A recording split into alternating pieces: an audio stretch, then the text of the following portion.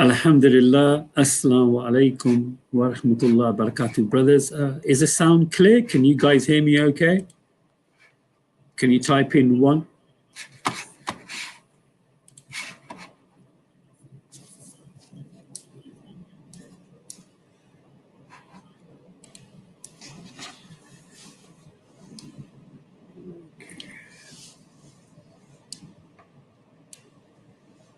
Great, okay. Let me just mute this. Okay, fantastic. Alhamdulillah. Some technical issues, but it's all good and well. Alhamdulillah, assalamu alaikum wa rahmatullah wa barakatuh. Once again to our brothers and sisters, thank you for joining me in this evening here in the UK. It's nearly 6:30 here in the UK, mashallah, in my beautiful city of Coventry. And alhamdulillah, the rain has kind of washed the snow and ice away. Which is, mashallah, a blessing from Allah subhanahu wa ta'ala. I'd like to thank my sponsor. My sponsor, of course, is Bearbeard. Check out Bearbeard for premium products, scented oils, hair grooming products for men. And right now, if you go to Bearbeard and type in Covff FF10, you will get 10% discount on your order. So please, brothers and sisters, check out my sponsor, Bearbeard. They've been sponsoring me for about nearly a year and a half now. And I'm hoping to do a stream with the founder of Bearbeard. So inshallah, look out for that. And I've got so many new streams planned in the future, inshallah ta'ala. So be ready for them, and make sure you like and subscribe and click the notification button so you know what's coming up, brothers and sisters. And also, we still got to continue with our supplications for our brothers and sisters in Turkey and Syria and Palestine and places around the world where the Muslim brothers and sisters are going through trials and tribulations, inshallah ta'ala. And of course, we've got a very interesting topic today. Our guest speaker, inshallah, is our brother Mustapha C. I will be bringing him on the show right now. And the topic is very interesting, brothers and sisters. And also, there is a poll that I've put up on the chat. Please have your say in that poll, and for a yes or a no. Please, guys, makes it more fun. But yeah, alhamdulillah, I'm going to put Brother Mustapha on the show, and please, brothers and sisters, give a big salaam alaikum to our brother Mustapha C. Assalamu alaikum wa rahmatullah wa barakatuh, brother Mustapha C. Wa alaikum salam, brother Mohammed. Jazakallah khair for the invite, and look forward to a really interesting show with lots of interesting information to impart, and to give salam to the brothers and sisters in the chat as well. Yeah, we've opened a very interesting discussion previously, brother, regarding like messages in movies. We mentioned like The Omen and other movies which have like secret messages. And I actually never thought of it like that. And then once I've kind of like listened to you and I watched these movies with that kind of frame of mind, they definitely do have some dark and deceptive messages in them. And today we'll be discussing a movie which I watched a couple of weeks ago. And the title of the movie, guys, is called You People. And Eddie Murphy plays a particular character in that. But I don't want to give you too much information, because our brother Mustapha C will inshallah give us a detailed explanation of the movie. Go ahead, brother Mustapha. Jazakallah khair. Jazakumullah khair. As-salatu was-salam. So, in effect, brothers and sisters, those of you who have been watching Brother Mohammed's shows, and particularly the period in which I've been on the shows, presenting a repetitive message about the end time scenarios in particular, and what that involves. So our hadiths and the Islamic narrative is quite precise and quite elongated as to what will be the setting before the coming of the Antichrist system, the coming of the Dajjal, Imam Mahdi, Isa alayhi salam. This is very fundamental to not just beliefs of Muslims, but also, as we are aware, to Christians who also hold on to the firm belief of the return of Isa alayhi salam, Jesus upon whom be peace. So we're now at this stage in history, which I think we can all categorically understand that it's a time of history unlike any other time. with advancements of technology, science, and in the positive way, but also the negativity, which is particularly surrounding our societies today. You have things which have been incomprehensible going back just maybe a decade or two ago. You know, the advent of same-sex education for young children at primary schools, the imposition of transgender activities, and so much emphasis being put on these people's rights, whereas today in the West, where we live, with champions the cause of freedom and freedom of expression, yet today we've seen one of their major individuals in the shape of a soccer commentator and presenter, Gary Lineker, being pushed back by the BBC and reprimanded for speaking about his views on the government's decision to ban potential asylum seekers if they don't meet a certain criteria. So that's created a huge hullabaloo in the media. And the fact that he felt this is a draconian measure, this is Gary Lineker, the presenter of Match of the Day football, very famous football show. He felt this is a very draconian measure, and in turn, he felt this was, you know, in a strong possible way, a ideology which is tantamount to what the Nazis did during the Holocaust, to which he's been met with the furore of hate, and he's now been pushed back from his position as the Match of the Day host just for simply airing his views.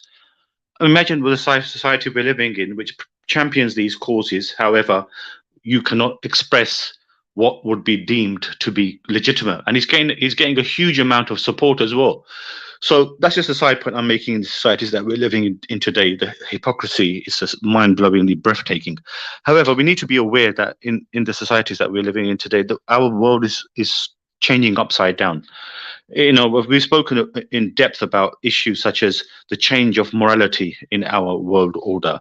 LGBTQ rights been propelled upon us to such a degree, which we saw during the Football World Cup, that the BBC, under the vicious grip of the governmental Zionist system, did not even allow the opening scene of the World Cup to take place, where the Quran was read by small children as an introduction ceremony to the World Cup, simply as standing out to present the LGBTQ and highlight their cause. So what we're observing now is, essentially speaking, it's just a matter of time, as I've made a eulogy, that a parent can pick up his child from school, and his child, his friend, may well have two mothers picking up that child, or two fathers picking up another child. That nuclear family will be a thing of the past. It sounds very much futuristic, but this is what we're all spiraling towards due to this new moral order that the society is propelling us towards. These people in power are so increpid or so insane. Even British generals have cast, you know, absolute shock at the manner in which these people have come into power and authority, and everybody has to toe their line. So in effect, this the Dajjal system, which is now very prevalently in place. It's also the shocking thing is, because they controlled every avenue of society, from the Rothschilds, from their trillions and trillions who augment war for profit.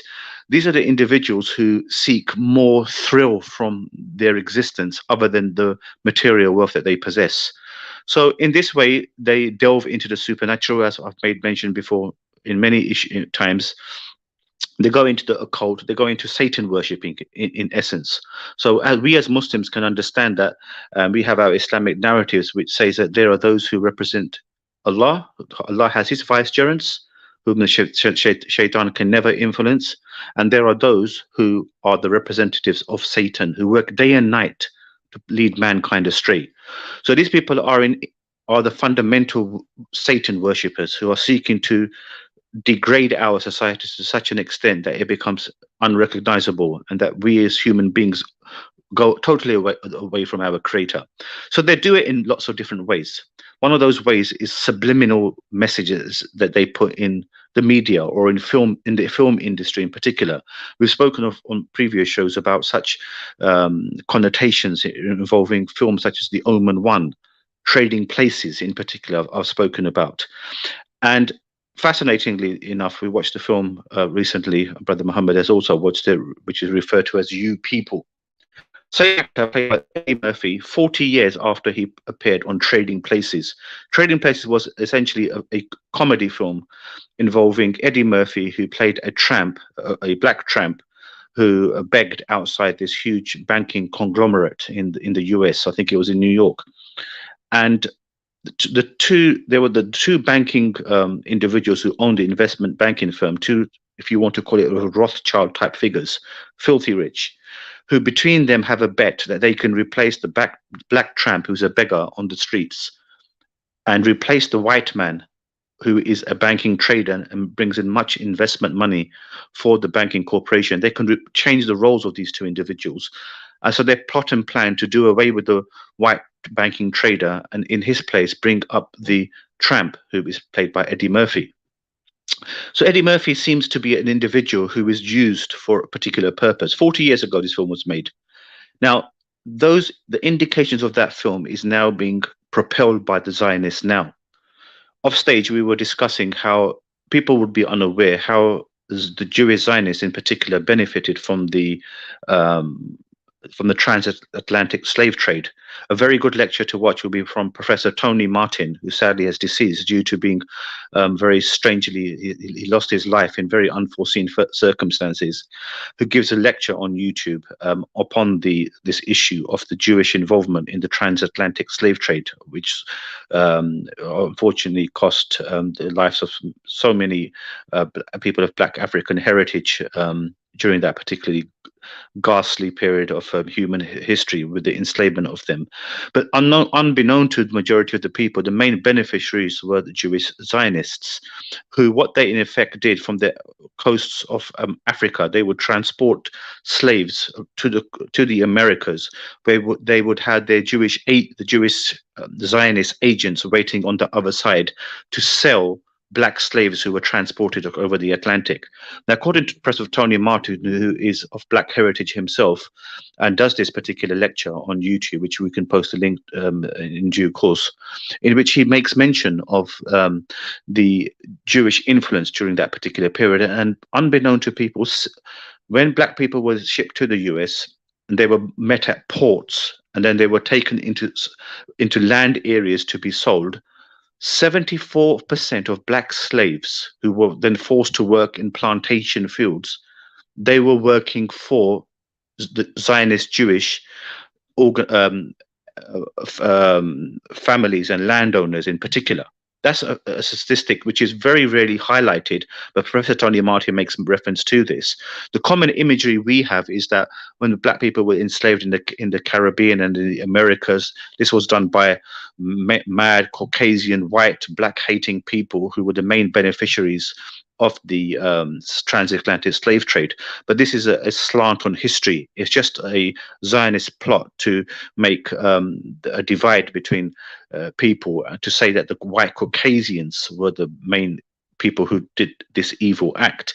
Of course, there were white people Caucasians who did particularly benefit from the slave trade as well, but this was a very low percentage, as little as 20% of black slaves who were, as I made mention, transported over, that they went to work in plantation fields for white Caucasian Americans.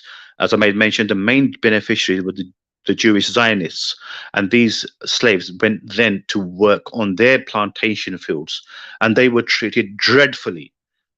With all this imagery we see of Black people being slaved and whipped and tortured and beyond comprehension, this was something that the Zionists took great pleasure in doing, and they had such metronomical control. I recently watched another film which I strongly suggest you watch, Brother Mohammed, called Django. It just gives you an insight. I think you've made mention that I think you may have seen that. It just gives you an insight onto what Black people encountered during the slave trade. And there's a couple of, you have to watch the films really to understand where I'm coming from. If a brother like Brother Muhammad was unsure of what I was saying when I initially spoke about these things, but he's come along and he understands what I'm portraying, the subliminality of these messages from a film such as You People. Now, the You People, having described the other film, Trading Places, it shows a character. There is a couple, a white a white Jewish man who is attracted to a black, light-skinned black female, and she is a Muslim. Muslim being one whose father is Eddie Murphy, who's a Nations of Islam activist. He plays the father of the black lady who falls in love with this Jewish man. There is a scene at the beginning, if you recall, Brother Muhammad, relatively at the beginning, which is very, very powerful, and it's an ominous message of what the Zionists are up to.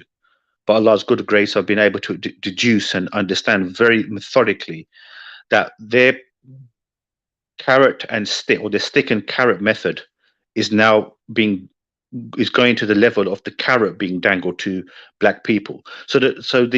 I've already explained the historical, very briefly outlined the historical impact that the Zionists played on black people and how they were the main beneficiaries of this transatlantic slave trade, according to Tony Martin, who's a professor in this. But now they're presenting to them the carrot. The carrot means they're dangling sweets, they're elevating them.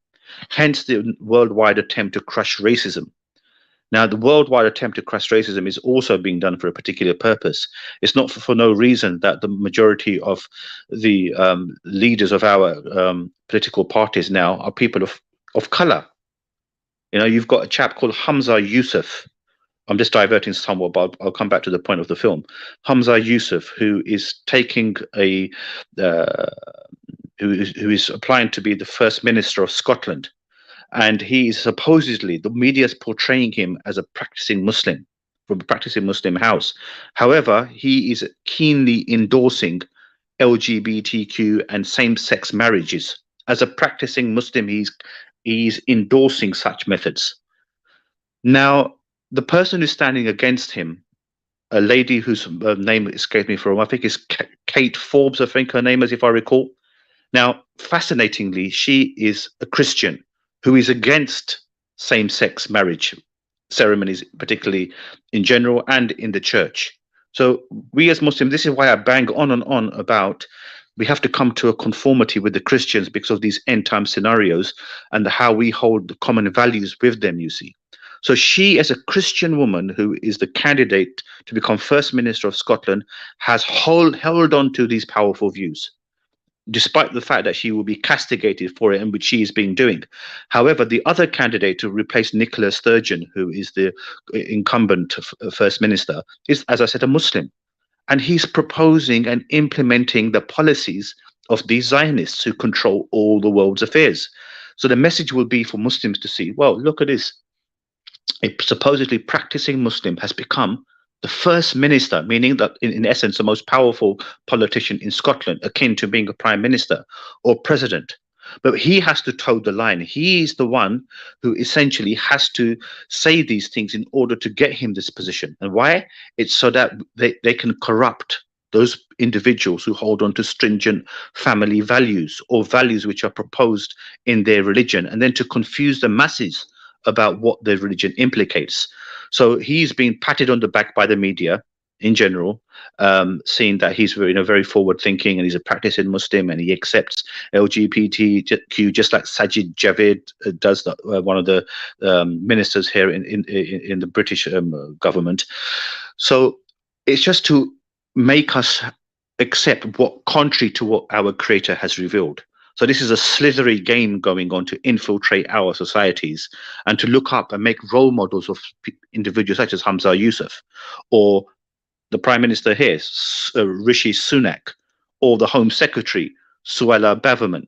These are people who laughably, it makes you laugh to think, who are actually immigrants themselves, yet like coconuts are saying that, oh no, we will be banning the arrival of immigrants.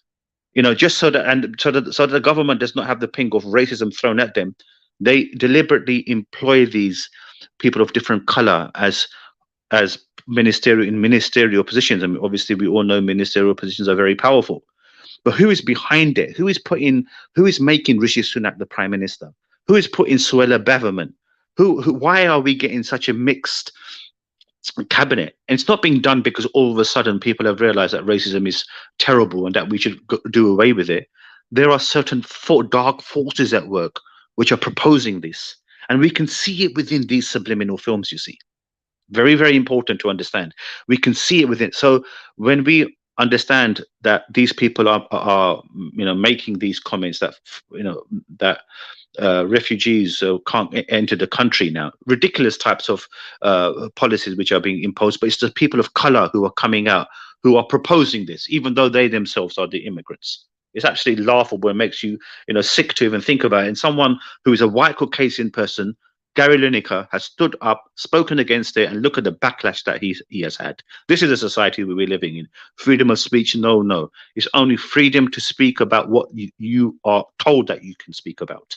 So going back to the film, you see, which is very important, I want all the people to know who is behind all this change in our society, who is doing all this, what are these policies? Why is racism such a big thing? Why is Black History Month, or rather Black history, now going to become a part of the national curriculum in conjunction with the LGBTQ or same-sex education, which is going to become part of the curriculum? It's all being done, you see, to institutionalize us as people of different ethnicities, to accept as a new moral world order. When George W. Bush made his New World Order speech in 1990, that you're either with us or you're against us, meaning from that time they've been plotting, particularly at a fast pace, to introduce this new world moral order system, and it's in its fruition now. It's really reached its zenith now.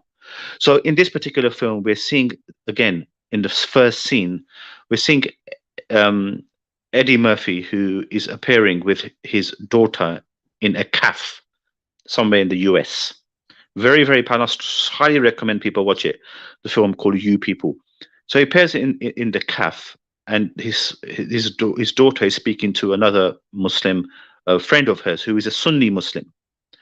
Now, this particular scene, in my recollection, makes mention where Eddie Murphy comes in and he makes the following comment, and Brother Muhammad can verify this. I've only known Brother Muhammad for roughly 6 months to a year, perhaps, but never spoken on his shows like I'm speaking now. But he's given me the platform because he knows what I'm saying is not conspiratorial craziness. It's actually supplemented in the subliminality of these messages.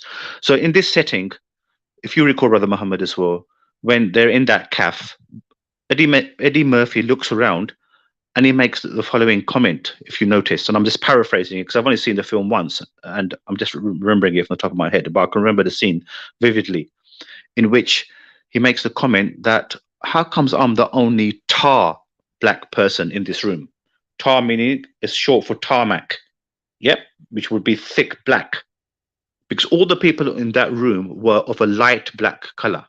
So he was making a comment that everyone in this room, he made a particularly funny comment about the lightness of their skin.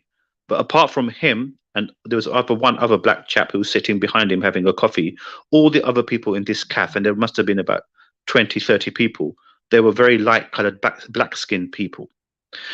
Now, what's the significance of that? The significance of that particular scene, and this is where we should pause and reflect upon this, is that the hadiths make mention that the mixed race people who will come from these isles, and we've spoken about this particular point many times in the hadith narrative, finding this hadith has become problematic, but I remember vividly reading it, absorbing it, taking the information. It makes mention of a time will come towards these end times where from amongst the Romans, and that Romans in Islamic eschatology refers to the Europeans, there will be people of mixed race who will have close cropped curly hair, be fair in their complexion and of mixed ethnicity, who will fight on the battlefield representing the forces of Dajjal against the Muslim Christian alliance, who will also be in fighting against the Dajjal system.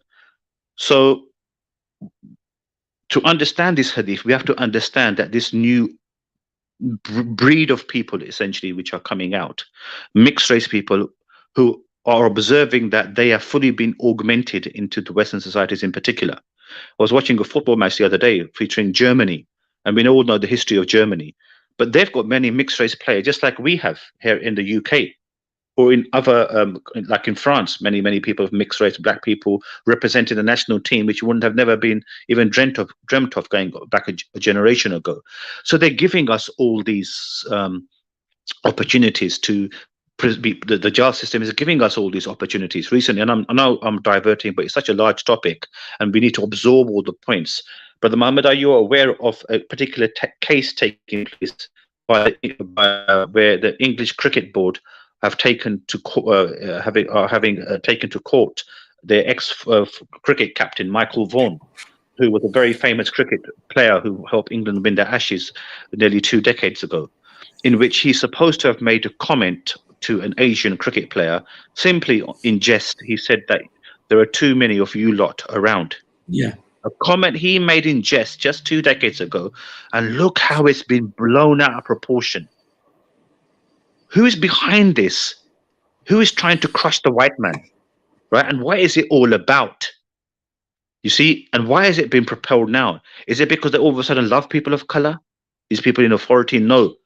From the top, they sit together and they decide policies. So now you're seeing more and more people of ethnicities featuring in sports teams. You look at the English cricket team, the top players in the World Cup winning teams were people of an Asian origin. Moeen Ali, Adil Rashid, Jofra Archer, who's of Black Caribbean heritage. So what we're observing is that this attempt is to allow us as Muslims in particular, or people in general of different ethnicities, to feel fully amalgamated in their societies, to being fully accepted and participating in activities which they've taken pleasure from. But these are the time-wasting activities which take us away from Allah.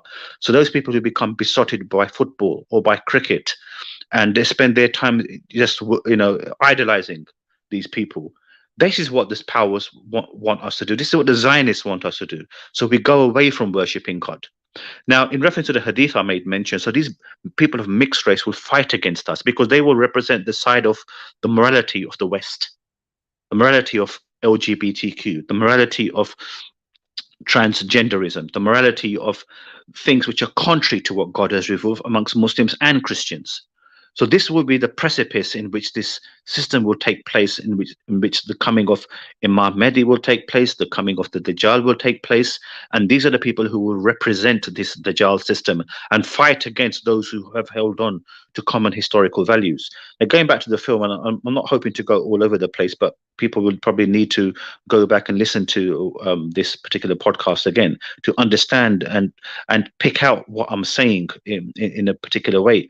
So in this film, You People, as I made mention, he makes that comment that there are very few people of tar color. He was the only one who you could consider to be properly black. So then after making that comment, he made mention about he was speaking to the other black chap who was with his daughter, and if you recall the scene, Brother Muhammad, he makes mention that Sunni Muslims are like, and he gave a eulogy of a basketball team, the LA Lakers, whereas his brand of Nations of Islam were more like another basketball team, which was more powerful and a better team, to show that this is the true Islam that one should follow. And it was a blatant and utter dig at Sunni Islam within the first scene of this film. And who is presenting the film? The film's line is how a Jewish man, a white Jewish guy, is marrying a black lady of mixed skin, but she's a Muslim. But she's a Muslim in the sense of being one who is a Nations of Islam. Yes, Brother Muhammad, you recall this? One who is a Nations of Islam activist. So the film goes on to show that stereotypes amongst Jews and black people was still very, very firm. And it shows how essentially the father reluctantly allows his daughter to date this particular individual because they fall in love. They're looking to marry each other. So then they see the Jewish side of the family as well. So when the girl goes to see her future in-laws, we're seeing so many other subliminal messages that the Zionists are playing. We're seeing a message whereby when she goes into the in-laws' house and she meets her future mother-in-law, father-in-law, and also sister-in-law. The sister-in-law, everyone listen carefully, is introduced by the mother, who's a Jewish lady. She's introduced as being a lesbian, straight off. Brother Muhammad is nodding in fully understanding the games and everything I've been speaking about. You've got to pick out the threads and then you'll realize. So she's introduced as a lesbian. And as she's introduced as a lesbian, you can see from the corner of the angle there is the LGBTQ rainbow flag behind, to show that we Jews, we have encouraged and incorporated these inclusive values now.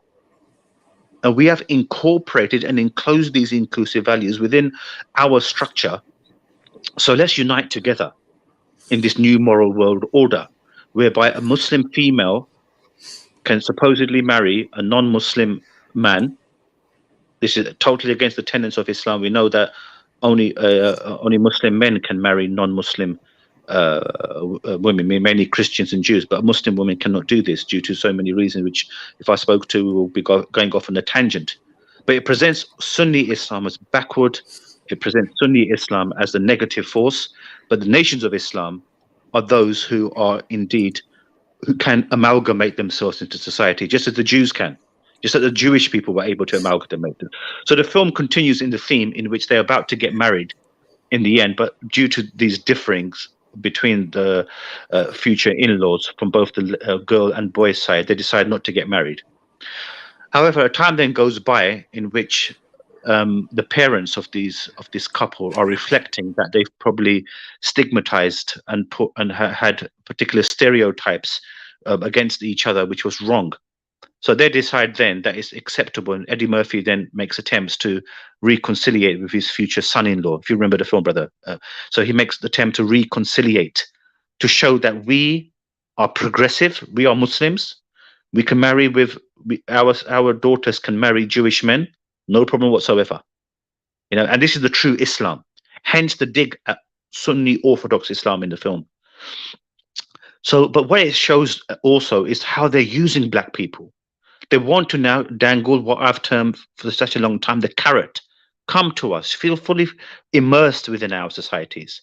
But you don't know the game that, or the end game in sight, which is essentially you will be the people who will be put up to fight against the forces of good, the Muslim Christian unification, based upon those points I made in the end time scenarios when these battles will take place. Those who will hold on to the forces of the new moral world order of the West, and will be up against the Muslim Christian unity, who hold on to the traditional values of the coherency of the family structure, of traditional rights, and clean living, and the ability to live according to God, to the tenets of our Creator, both as revealed in the New and Old Testament in the Quran. But that is what is seeking to be cast aside, and black people are going to be used for that purpose. Hence, this is the reason why they are trying to crush racism, so that we people accept their new moral structure. But unbeknown to black people, in the film Trading Places, particularly the 1983 film, Brother Muhammad, it shows what the end game was of those two individuals. What did they make the comment? If you remember this film particularly, I mean, I did encourage you to watch that film as well, all of it, 1983, Trading Places, in which eventually the black guy replaces the white guy, and he's the head of the corporation. He's bringing in millions and millions and millions of dollars for the company. So what happens in this particular scene from this 1983 Trading Places film, if you remember the scene, is in which these two billionaire banking owners, they go into public toilets. This is a scene from this film in which, unbeknown to them, Eddie Murphy is using one of the public toilets, but they're unaware that he's in the toilets. So they speak to each other and say, okay, hand over the money, please. So one brother says, okay, you win the bet. So he hands him over a $1. The dollar bet was that we could essentially replace the white guy with a black guy. And then they made the comment, Brother Muhammad, do you honestly think we will give the keys to our corporation, not cooperation, but corporation, to and then they use the N-word. Yeah, they did. Yeah, and why am I? Because people have to watch the film really to eke out what I've been saying. Now, I've spoken to Brother Khalidullah on this matter on Clubhouse before, so this is something that brother Friendly Muslim can confirm. That when I spoke to him about these issues and what he has encountered, You know what he said about what I said to him? And this is a very, as we know, this is a very erudite individual. He said, "This is what I've said is genius." This is the word he used on Clubhouse, brother. When I explained to him what he's going through, and people who are aware, our brother Khalilullah has been made false allegations that he's done some deeds which are, unspeakable, and he's been framed for this. But he spoke to me about this about 18 months ago, and it showed how if you want to practice Islam as a white individual, even your ex-partners can go against you and fabricate stuff against you. I've got a personal friend who's going to something very similar to what Khalilullah is going through as well. So, but when he observed everything when I spoke about this issue on Clubhouse, he made that comment. This is genius what you're saying. It just seeks to show what the methodology is. And I'm just speaking on a show, and this is a vast topic, but it requires people to listen attentively for a long time to bring all the threads together of what these Zionists are plotting at. A YouTube an interview by A.B. Finkelstein on an American Christian radio station, in which he blatantly tells us all these things which I'm mentioning to you. He tells us this. How they've given the white woman, and he uses a disparaging Yiddish term, to the black person. Yep, he says they showed their subliminal messages trying to insult black people, but in a way so esoteric. The 1930s film, King Kong film, black and white film, the first one ever made, in which at the end of the scene you see King Kong, this gorilla type figure, holding a white woman in his hand and looking at her, and then he perishes by being shot down from like white people in the aeroplane. It's a subliminal message that decades later, the white woman will be in the grip of the hands of the black man, and we are the ones who will plot and plan for this. This is all in the coming of the end times, you see.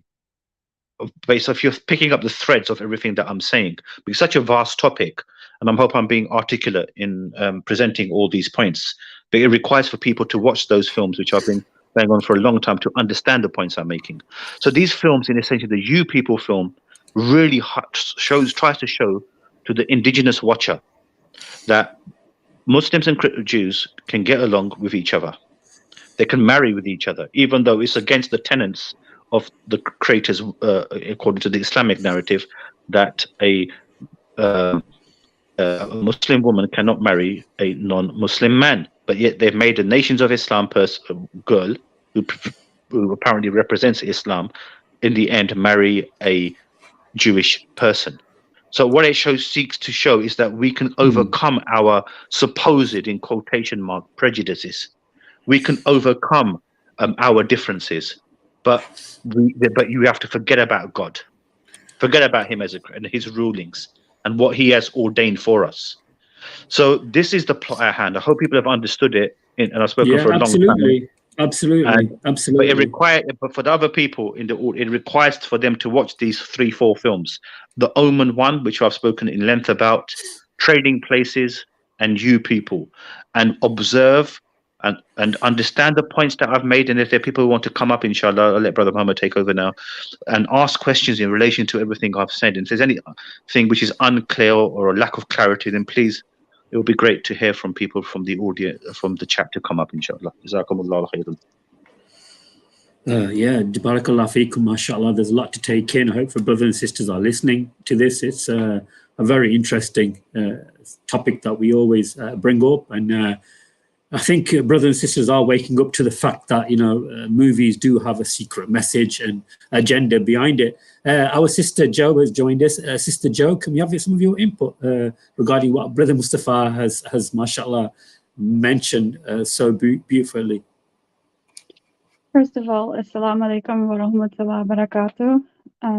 I hope that everyone is well and warm and snuggled up with their loved ones, with all of the snow that I see that's falling your way. So much greeting and love from the Netherlands. Yes, the topic is quite vast indeed, that Brother Mustapha has mentioned to us. I have prepared a few things that I'd like to discuss with you over what subliminal messages are and the categories that are behind them, and to go into a little bit of detail about that. And also, I would like to touch on a note that Brother Mustapha had mentioned about some of the things that had gone on in the German Nazi. So it will give you a little bit more inside detail of what has actually happened and how these tools are being used and how they have been used throughout periods of time way early on. And I've also prepared like a few links just to give you some examples of some insight of how some of these big theatrical animation companies, which I probably shouldn't mention names. Am I allowed to mention names of which company or which? Am I allowed to do that, Brother Mohammed?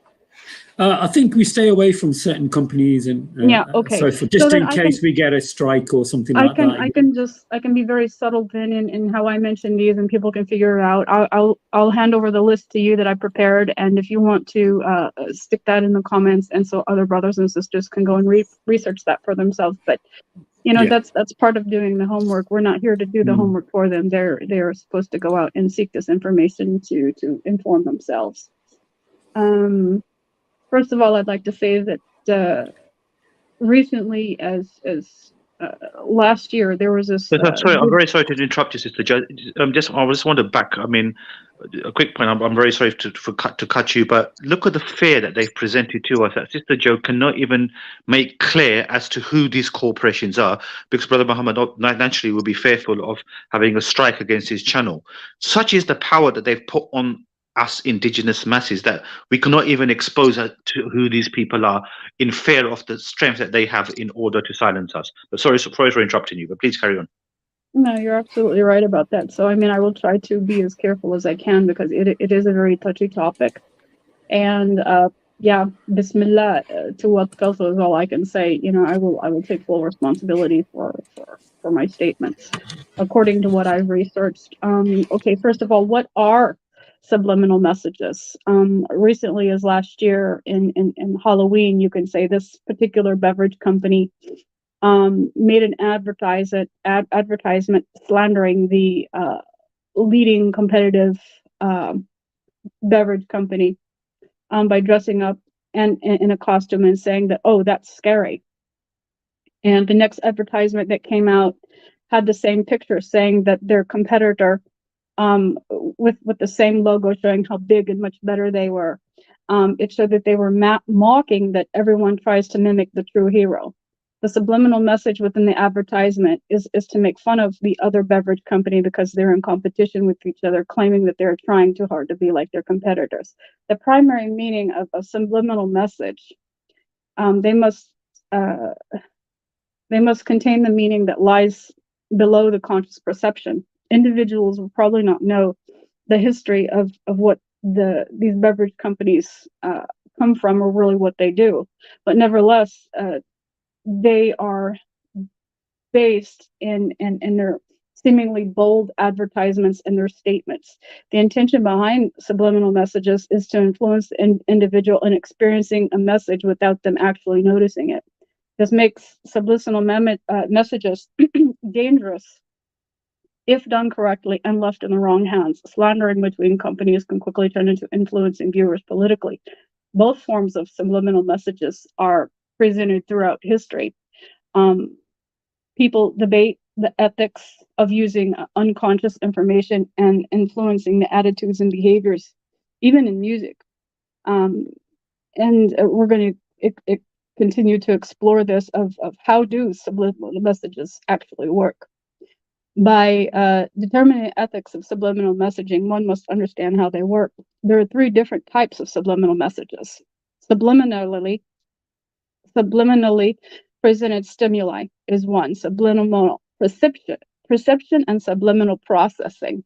All 3 of these things exist. The subliminal message is allowed to sneak past their individual's conscious awareness, but still to be processed as sensory information. And as a result, the individual will use the information to make informed decisions about the world and the things that surround them. One can see how this type of ability can influence the person's view of the world without even knowing extremely how powerful and dangerous it is. Subliminally presented stimuli is the first one that I will talk about. I'll go into a little bit of detail explaining what it is. It's a stimuli that lies below the conscious threshold. For example, I'm going to refer back to the beverage company. This would be the meaning that it's an ad company slandering the other ad company, beverage company, and wanting to be like them. Subliminal messages must include the subliminally presented stimuli that is below one's conscious perception. The stimuli are understood by the unconscious, but we are not aware of what's registering in our heads. Subliminal stimuli may look like a visual image that has been flashed in front of someone's eyes in a between state of set or other images so fast that they're not able to register the stimuli. Subliminally presented stimuli manifest itself by songs, by fleeting sounds that are presented for just a fraction of a second within lyrics also that have been repeated in other messages and also played backwards. What is subliminal perception? Subliminal perception is presented stimuli by target. By registering anywhere within our five senses, which are constantly investigating the world outside our conscious perception, subliminal stimuli are able to sneak into our conscious awareness.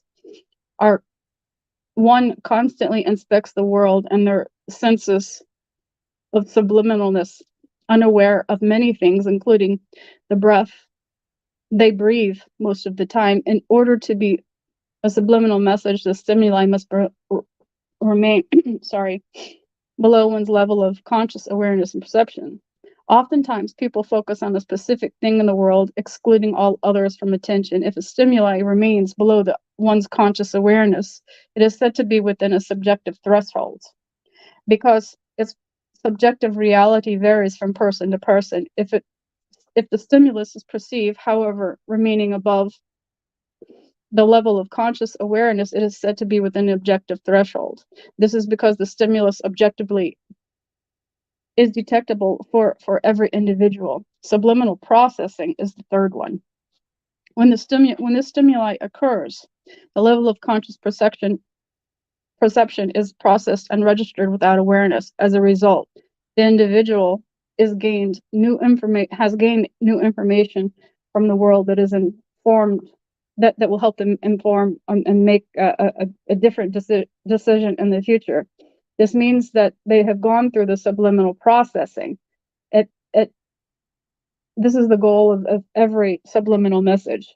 Another way to refer to the barrier of subliminal message must remain under the individual's sensory gating, which occurs in the brain's thalamus, the main area responsible for the attention. When one is presented with redundant information and deemed unimportant, the focus of the conscious perception on other things. Subliminal messages aim to pass through one's distraction unnoticed. By distracting individuals with an arousing sense to appeal to the thalamus, subliminal stimuli have easier time bypassing conscious perception. A study conducted in 2012 using functional magnetic resonance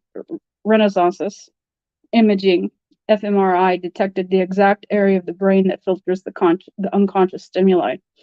The areas of the brain that process relevant unconscious information are in the visual cortex and the lateral prefrontal cortex. Now, after going through all this, when you refer back to the example that I'm about ready to use, I hope that you search out the information so that you can understand along with me how subliminal messages have been used through time. I'm going to read the text that's in front of me here, and it's referring to Germany Nazi propaganda called The Radio, 1923 to 1945. And here it goes. I'm going to read this text to you. It says, Nazi parties use radios. Let me slow it down so I can read it properly.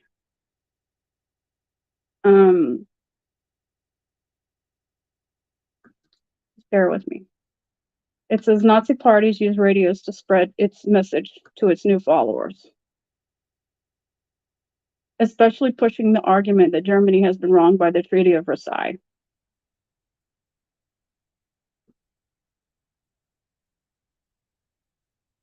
Alongside posters, school programs, and more obvious forms of indoctrination, the radio allows subliminal messages that were less direct.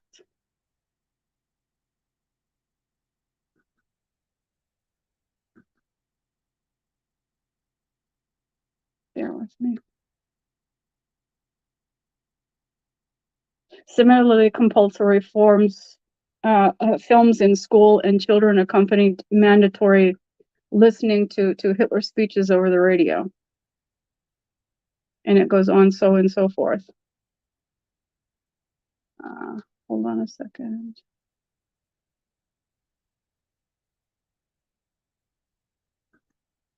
Then I believe, I can't, in 1923, the German created a public broadcasting agency that was established. And I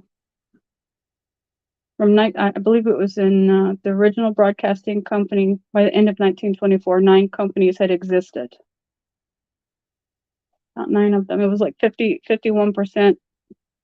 51% of Ministry of Post and 49% were the 9 companies, and for advertisement. But they had created a radio that was called the Volksenhauser, I believe, and it was increased in frequency that gave out information and entertainment that was also used very widespread. And they were not allowed to listen to a lot of they weren't allowed to listen to anything but only what was programmed on the radio. And even at that point, if they listened to something other than that, you could be unalived. The penalty for listening to other things other than the propaganda that was provided to you at that certain particular time could cost you very dearly. But it just goes to show you what people had gone through and what media will go through to indoctrinate people into the ideology that they want to follow. So I'll go ahead and leave this link to Brother Mohammed, and if any of you are interested in it, if he feels like that it's something that would be beneficial to post, then he may go ahead and do that. Yeah, mashallah, very, very interesting. Barakallah feek for your input. We got Brother Servant of Allah joining us. Assalamu alaikum wa rahmatullahi wa barakatuh, brother. How are you, akhi? Wa alaikum assalam wa rahmatullahi wa barakatuh. Alhamdulillah, very, very, alhamdulillah, very good, very interesting. MashaAllah, Brother Mustapha. I was in the zone with you about every step of those scenes, of those movies. And it really takes someone who stands still and really looks at what is being portrayed to catch those things and then look at the bigger story. And then sister, mashallah, the knowledge, subhanallah, you basically opened a very big pot of worms. What are the big huge companies? I think it's the marketing that really started on a large scale, using that technique of those unconsciously absorbing messages and things that we sometimes just don't realize and ask ourselves, like, why are we doing it? I mean, why do it? Like, because it's basically like someone is just typing in like routines in your brain and you're not realizing it, and it has a lot of things to do with, yeah, like say bigger, darker forces, and with many other things. But it's by really standing still and realizing and then um, yeah, just look, yeah, how do you say it? The more time you take by absorbing something, the better you have an understanding. For example, let's just, for example, use the Quran. If we read it, you have ways of reading it. You have the quicker one, you have the one, the tajweed, and the one who struggles. And the most beloved is those who ponder on one ayah more to one who just reads it. Basically, just, of course, they also get ajar. But it's that standing still, and that's basically what is also like stolen from us, that we don't have the time.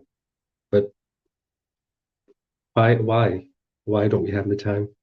See, that's something then you ask yourself, like, and those things have a lot to do with also what you said about those like commercials, movies, and all these things that make you, yeah, they program you. So yeah, it all comes from one captain.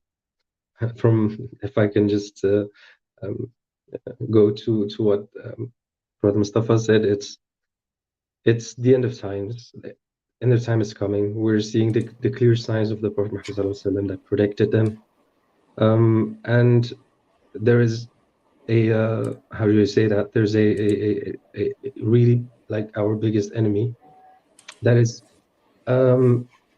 also aware that it's the end of times is coming. So he's putting up everything he can with his whole army and everything, like taking out all the guns, and that's why everything is happening so fast, and so many things are happening in such a short period. So yeah, our enemy Iblis and his army, who are preparing the way for the Messiah Dajjal and etc., that we of course need to inform ourselves on, because the Prophet Muhammad ﷺ gave us extremely detailed prophecies of the signs, and the ulama, I think till now, have I think approximately already confirmed that all the little signs have passed.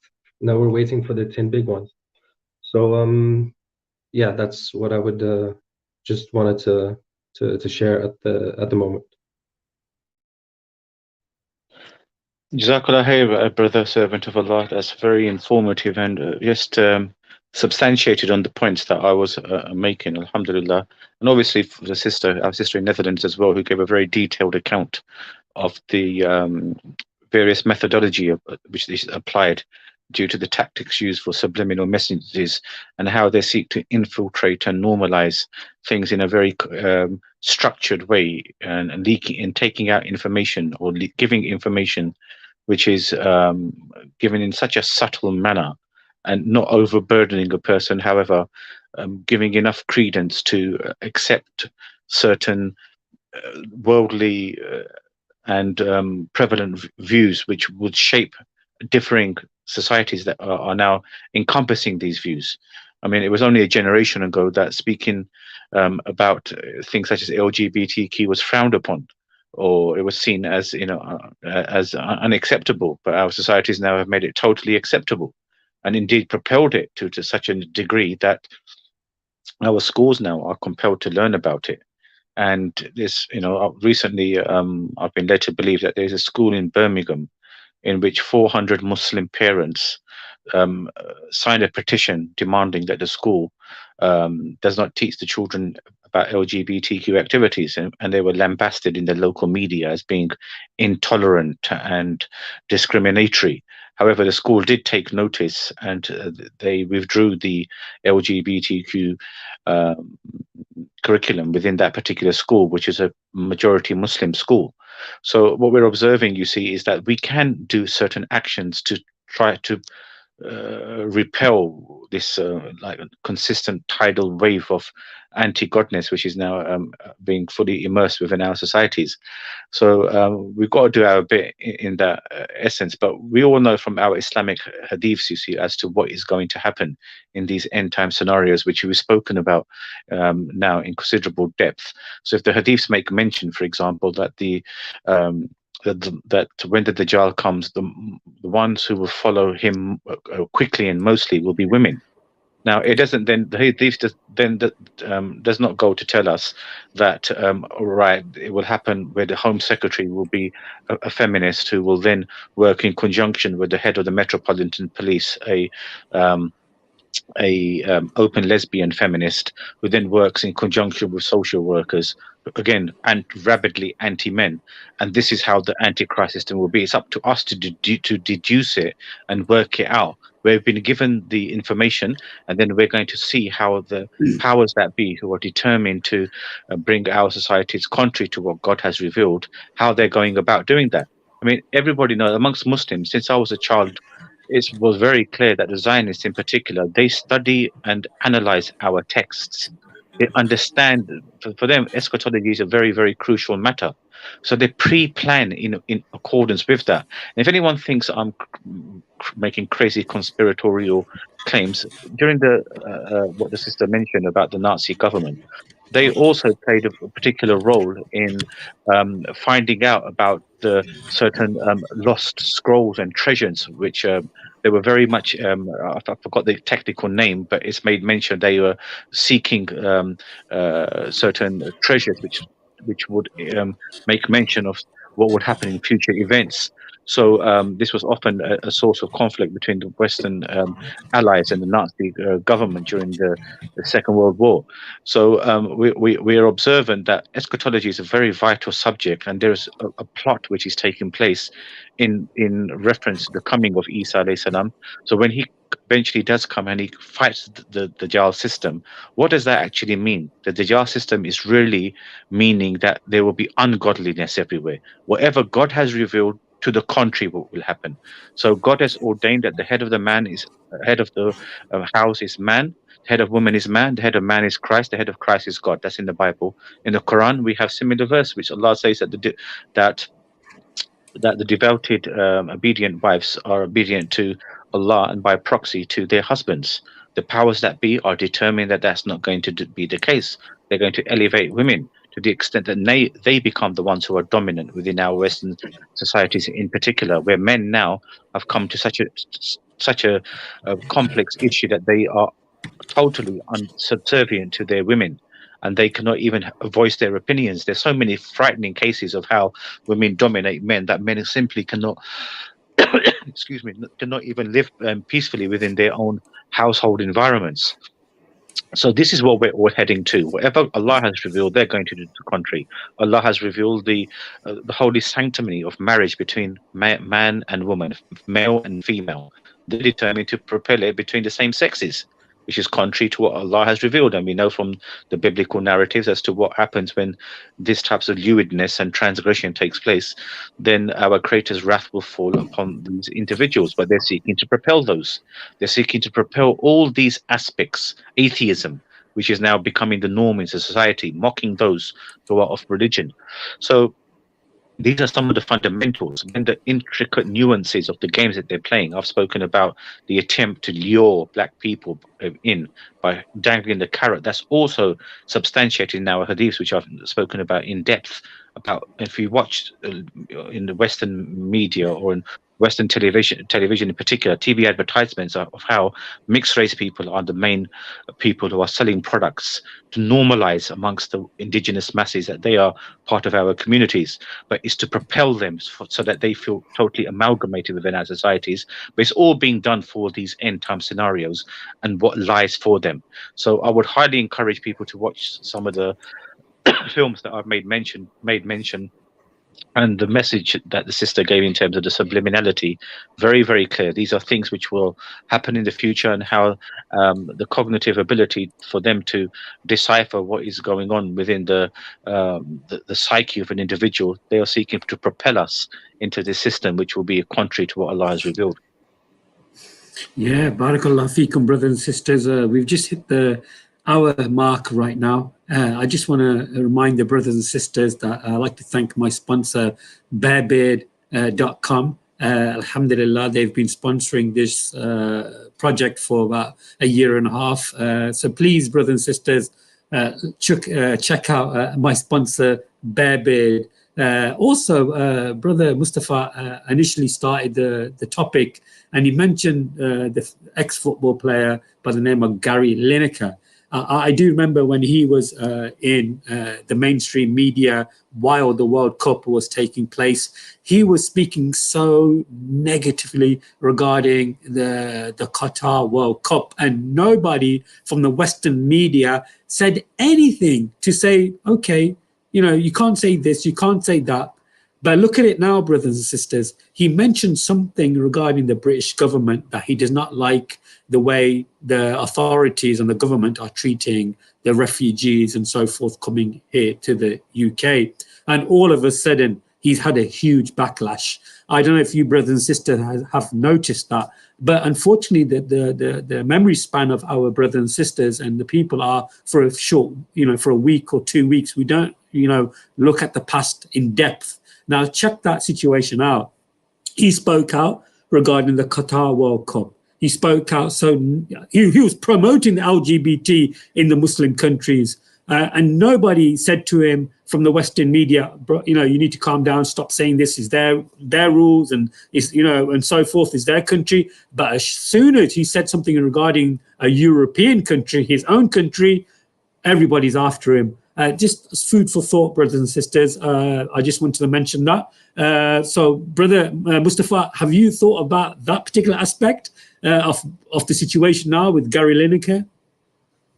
Yes, Brother Muhammad. I did speak about that during my, if you want to call it a lecture or discussion on this topic. So it's very clear that Gary Lineker, you know, an individual who, as Brother Muhammad has made mention, during the Qatar World Cup, was championing the rights of the LGBTQ. Not just him, behind the scenes. I thought politics, they're not supposed to speak about politics. The whole issue that is been coming out with all the criticism that he's facing is that he shouldn't mix politics with sport. This is the whole issue at stake. But when it came to the World Cup, he was politicizing the LGBT, not him personally. It's clear he's not the one who's deciding this. There are people in the background. They are the ones who are telling me you must speak about this. It's not for no reason that the BBC refused to show the opening ceremony to the World Cup in protest of the human rights of violations of Qatar, particularly in regards to the LGBTQ people. But when it came to other matters, such as what Brother Muhammad is discussing in regards to the British policy now of refusing entry for refugees, but the thing is, they're so cunning and meticulously crafty. The people who are saying this are people of color, so they cannot be accused of racism, you see. It's very, very crafty. It's very, very subtle. Just like the message, the subliminality of what they're doing. So no one can accuse them of being racists or people. But the fact is, people come over and to do menial jobs on low pay to build up the infrastructure of the country. They're so meticulously methodical in their craftiness throughout the 40s, 50s, 60s, 70s, 80s, when migrants came into Western countries post the Second World War, when the economies of the Second World War were obliterated. They did all the menial jobs to rebuild the infrastructure of these Western economies.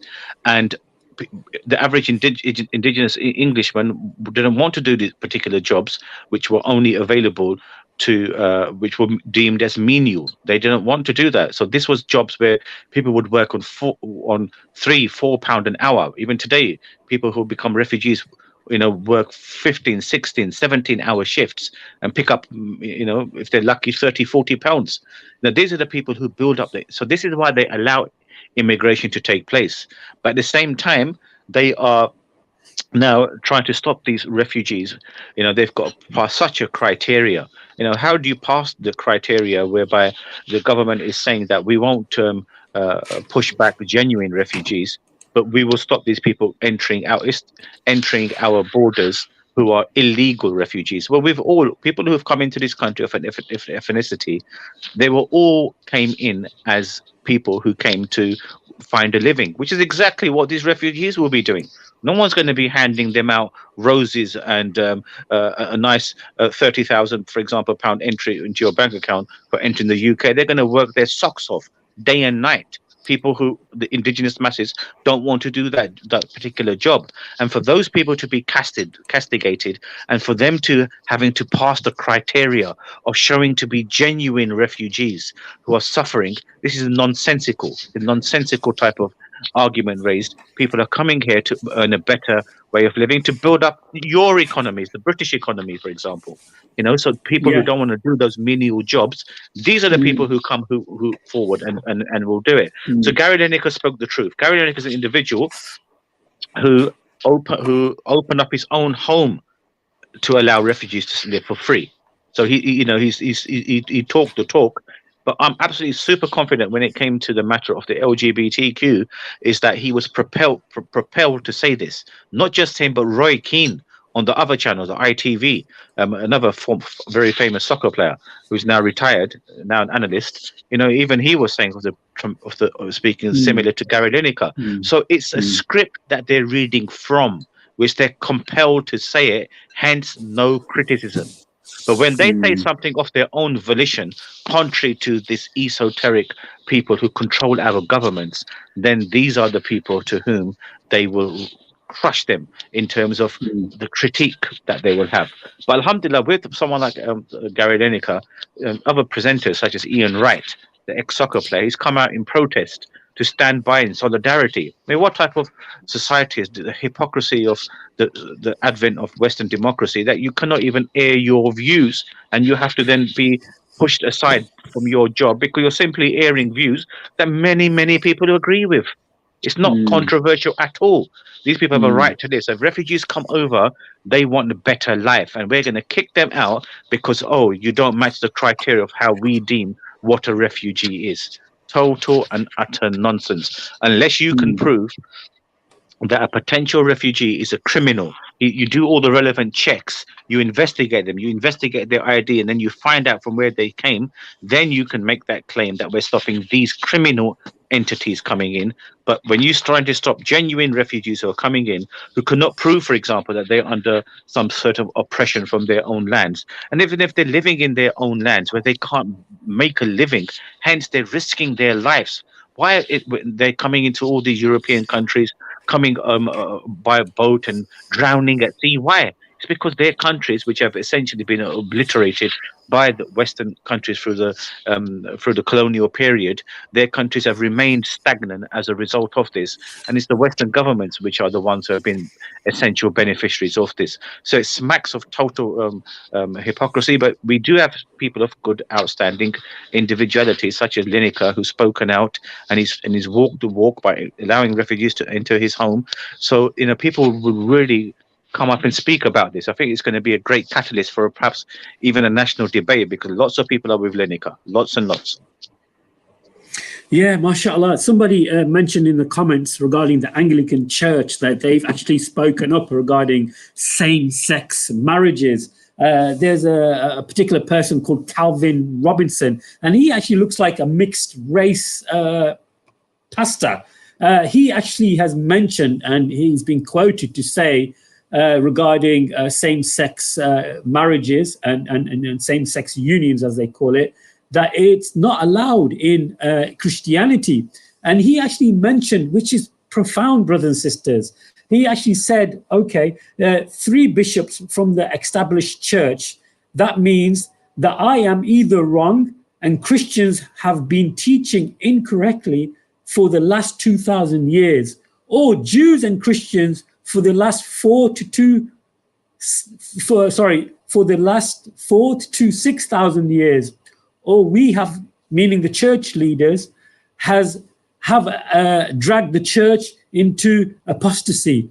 Now, this is coming from an Anglican pastor, and he looks mixed race. So check out Calvin Robinson. I'd love to get him onto the show. I really would, because it'll be a good, to communicate and join forces in kind of like dealing with this horrible act of same-sex marriage and whatever. You know, it's just shocking. But this is the first time I've actually come across, you know, a Christian, you know, from the Anglican Church openly, you know, saying that, you know, gay marriage is not allowed. And like I said, he looks mixed race. He's got a big afro, mashallah. So very interesting. But I do think Christians and Muslims can really work together.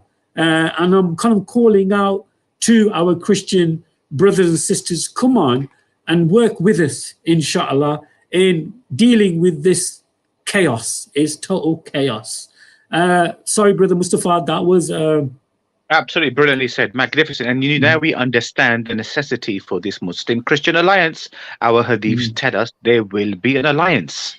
It's just that the Western Christianity has been usurped by the Zionist movement, you see, who are hell-bent determined to have an ungodly system. Look, I want to ask the people on the panel currently here, amongst yourself, just think about this carefully. Which is the individual who was accursed and pushed away by God in the Islamic narrative and even in the Christian Jewish narrative? Which particular individual was pushed away by God? Brother Muhammad, or anyone who can answer that? Which entity? We all know. Who was the entity which was rejected by God? Well, if you're talking about entity, I would say Iblis. Iblis, alhamdulillah, excellent. Iblis was rejected by God. Now we know, for example, Iblis cannot come down and harm us physically, one-to-one. He cannot do anything to affect us as human beings. However, he has his representatives, those who also rejected by God. And who are they? Everybody know, without, let's not have no fear. It says in the New Testament, in John chapter 8, verse 40, I am a man, having been sent by God, yet you are determined to kill me.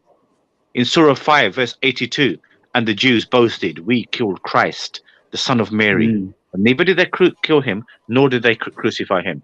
For surety, they killed him not. So what we're observing is that essentially those who were rejected by God, the Zionists in particular, they then, just as the Satan was rejected, they become his vicegerents. This is a key word, rejected. Rejected. What does rejected mean? Rejected means thrown away from the mercy of God. Rejected. So they become their representatives. In the protocols of the learned elders of Zion, it speaks about their 24-point plan to make mankind go totally against God in every way, shape, or form.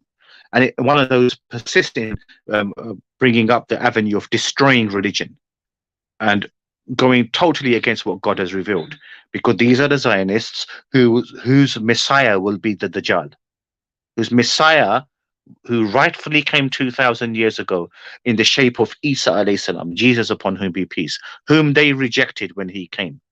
So in his advent, in his coming, they will be those who will, when he returns, will reject him, and they will have their own Messiah. And who will that Messiah be? He will be the Dajjal.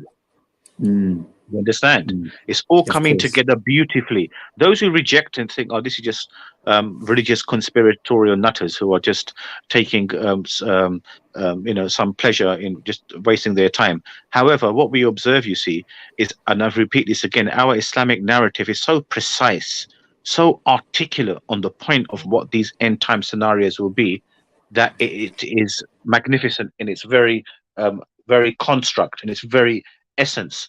Isa alayhi salam's coming will be precipitated by what we've discussed. The Christian narrative, it also alludes to that. However, within the biblical narrative, the Islamic concept of the corruption of the New Testament has been hitherto shown to be augmented by historical facts, in the sense that even the biblical narrative understood that Isa alayhi salam was supposed to return within the lifetime of the disciples. This did not materialize, and Christian scholars who themselves are Bible believers, people such as C.S. Lewis, have stated that these are the most embarrassing verses of the New Testament.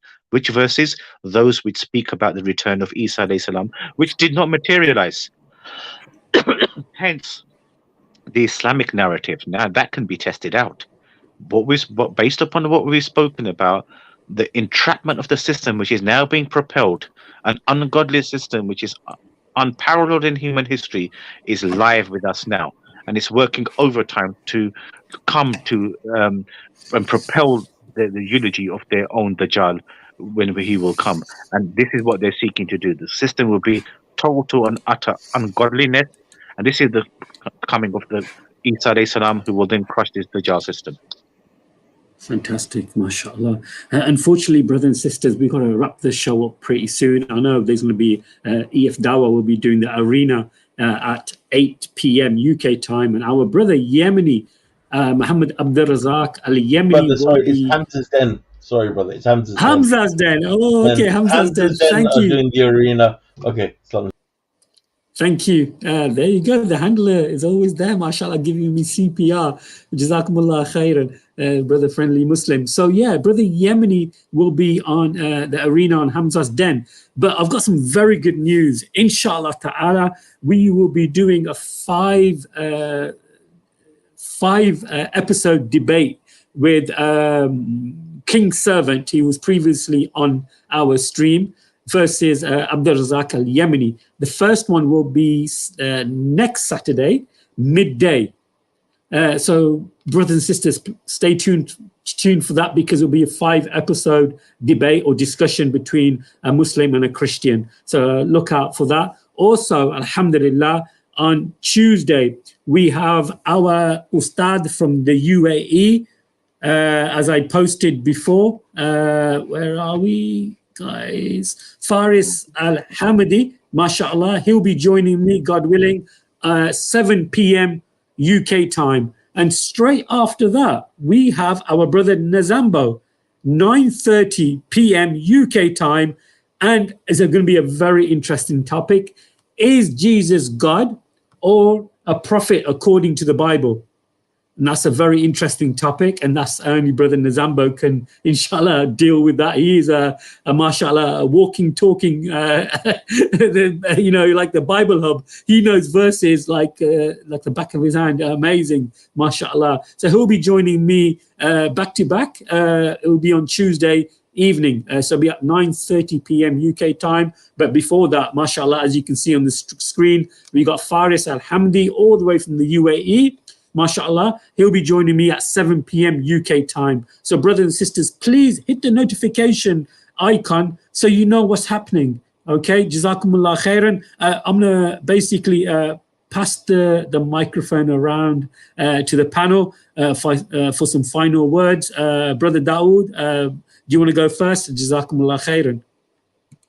Sorry, brother Mohammed, I'm sorry to interrupt, but I need to make a move as well. So is it possible I can just wrap up my comment? I hope brother Dawood does not mind. Of course you can. I'll be very brief. Yeah, Jazakumullah khair. So just to conclude, first of all, give many thanks to brother Mohammed for, again, allowing us to voice our understandings of what this system is. A voice for the voiceless. This was the example set by Gary Lineker. He sees himself as a voice for the voiceless. So let's watch. I mean, I would encourage people to listen to what I've spoken about. Again, understand it, imply it. You know, I'll tell you something. I go around the streets of London stopping black people, telling them the game which is afoot against them. And it takes time to explain, but you can see them contemplating and understanding this terrible game which has been taking place against them. And I'm not doing it on the basis that I've got some internal secret knowledge. It's based upon our Islamic narrative. These places these games are taking place against them, so that they become like them. They follow their example of a new moral world order.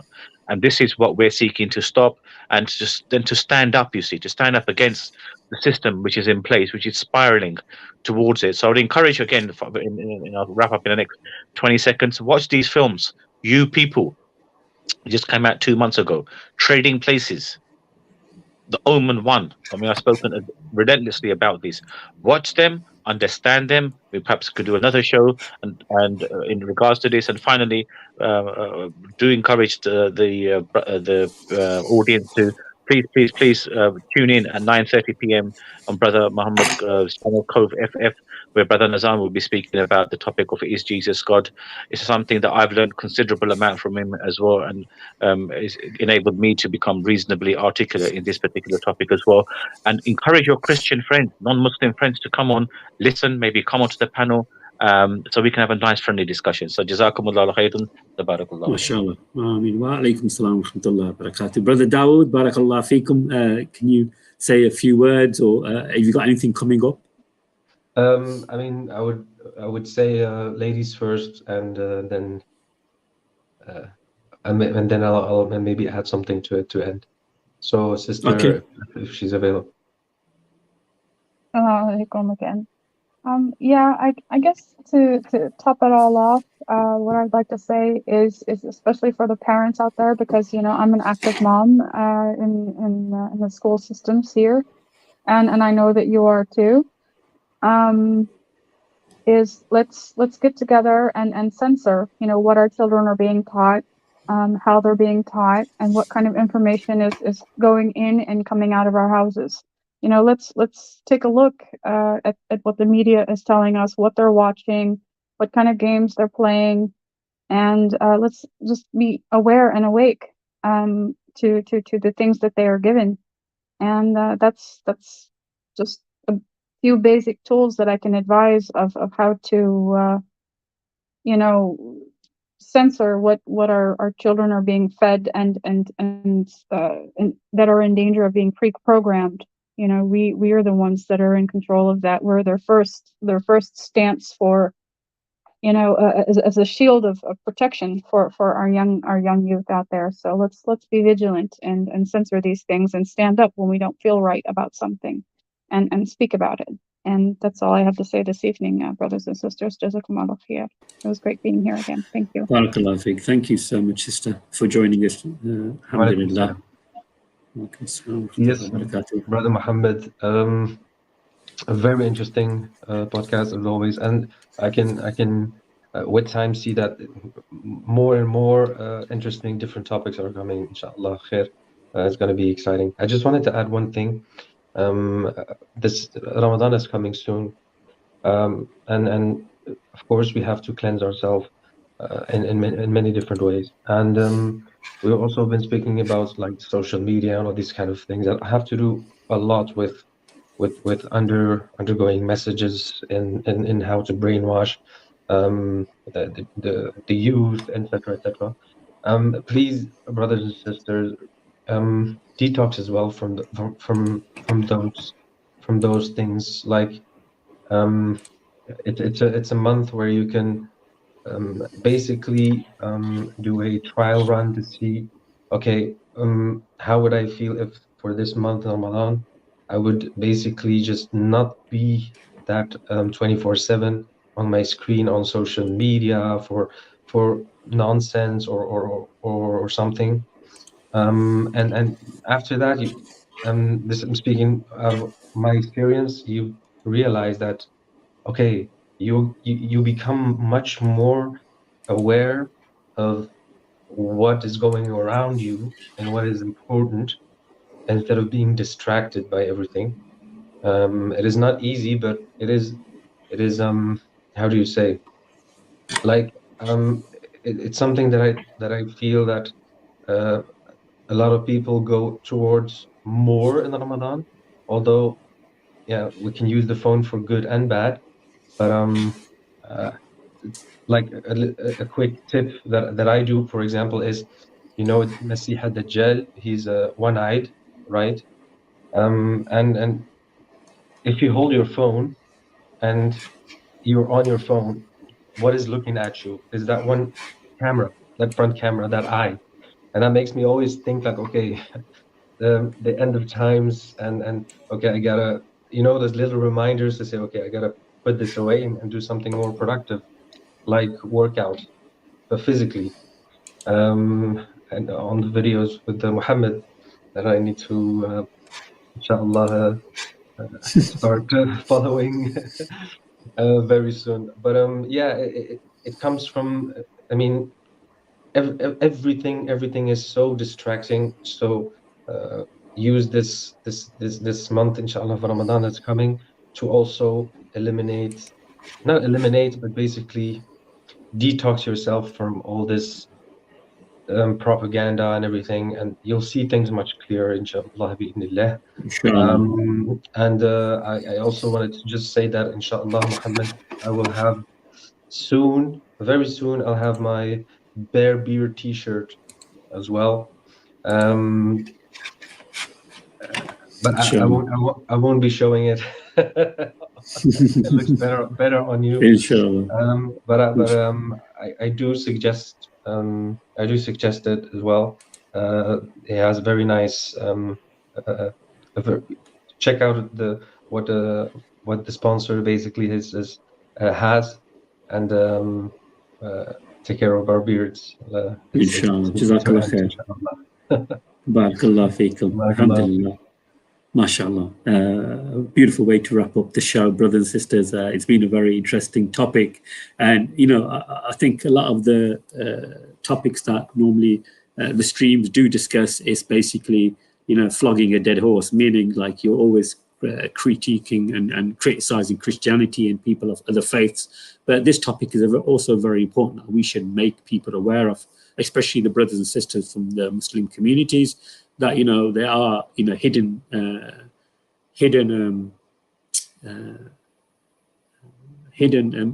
messages in the movies and so forth. So we've got to be fully aware to educate our children, especially from a young age, because it's quite natural for us as parents to just make our little child sit in front of the TV for 4 to 6 to 8 hours a day, watching nothing but nonsense on the TV. And of course, that will have a huge impact on the child's life as he develops and the brain develops. So it's very important to teach our kids, inshallah ta'ala, good morals, standards, and the good tenets of Islam. Alhamdulillah. Finally, barakallah feekum to all the brothers and sisters for joining me in the chat, and thank you for voting in the poll. It's good fun, mashallah. It's good to understand what kind of audience that we have. And like I said, I'd like to thank my sponsor, Bear Beard, mashallah. They do fantastic oils for me. Mashallah, he gave me a gift recently. He gave me like a brush, a comb for my beard, and it's really, really good. So guys, please check out my sponsor, Bear Beard. And once again, barakallah feekum, hit the icon notification so you know what's happening. Check out my community posts. As you know, I'm always in the gym training. So if you want to ask me any questions, inshallah ta'ala, that'd be fantastic. Sister Joe, any last words from you before we wrap the show? How do you find the show today? Oh, I think the show is fantastic, and I think that we have a lot of tools out there. The public or our brothers and sisters, the community, are given a lot of information that they can go and look up and do their own homework and their research. And yeah, I've got to get myself some of that beard care for the men in my family, inshallah, so they can be looking nice and handsome on Eid day, inshallah. I do have one question. Do you all ship to the Netherlands? Yes, brother Dawood. I think he's in the Netherlands. I think he's receiving his first parcel. He got a free T-shirt. And if you do order, contact Bear Beard, and then I'll send you a free T-shirt regarding my YouTube channel as a gift. So inshallah, of course, you're welcome. MashaAllah, alhamdulillah, shukran, ya akhi. That's fantastic. Thank you. I'm sure the men in my family, the happy recipient of that, will sport it proudly. Inshallah. Jazakumullah khair. Good night, everyone. Assalamu alaikum wa rahmatullahi wa barakatuh. MashaAllah. Barakallah feekum. Brothers and sisters, thank you for an interesting show. And now I'm going to hopefully go. Brother Yemeni just texted me also saying that he's on Hamza's Den, and come and check him out on Hamza's Den. And that's a very good channel, which I actually, I'm going to openly say I actually donate towards that channel. I'm a member because the good work that Hamza does, I want to be a part of that. And I want it to be written as for my good deeds. And it's very important that we do give charity, even if it's £1, £2, that we give charity, because we are going to have a share in that reward. And remember the 3 things that a person, takes to the grave. Well, you know, when he passes away, 3 things will carry on, and he'll carry on getting the reward for it. And, you know, Sadaqah Jariyah is very, very important, brothers and sisters. I was asked a question earlier today, what does Covff mean? Covff means Coventry. That's the city I live in. And F means faith. And the second F is foundation. We are actually a charity, a registered charity here in the UK. We do so much work. If you watch back on my YouTube channel for the first 5 to 6 years, we did channel a lot of help in Sierra Leone. Our chairman, who's Sheikh Nasser, he's actually in Libya right now doing charity work. And we actually got a certificate from the Libyan government saying we are actually an authorized charity, because due to the work that, alhamdulillah, we've been doing in Libya right now. And also, I'm hoping to help the sisters from the Ethiopian community renovate a masjid in Ethiopia. They're looking to raise £2,000, brother, just £2,000. So far, they've raised £800. And I actually said that I'm willing to donate £50 towards the project. So, brothers and sisters, please stay tuned for that. These sisters are shy, they're timid, as Ethiopian women go. They are very shy. I'm trying to get them onto a show so they can promote the masjid project.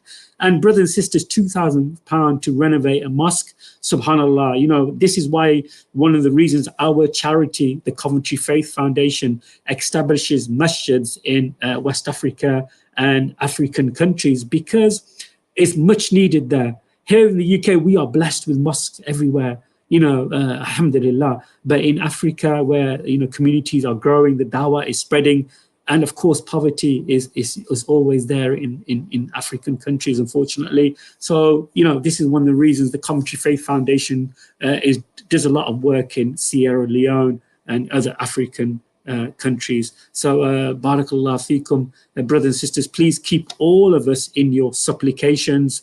Barakallah fikum, and assalamu alaikum wa rahmatullah wa barakatuh.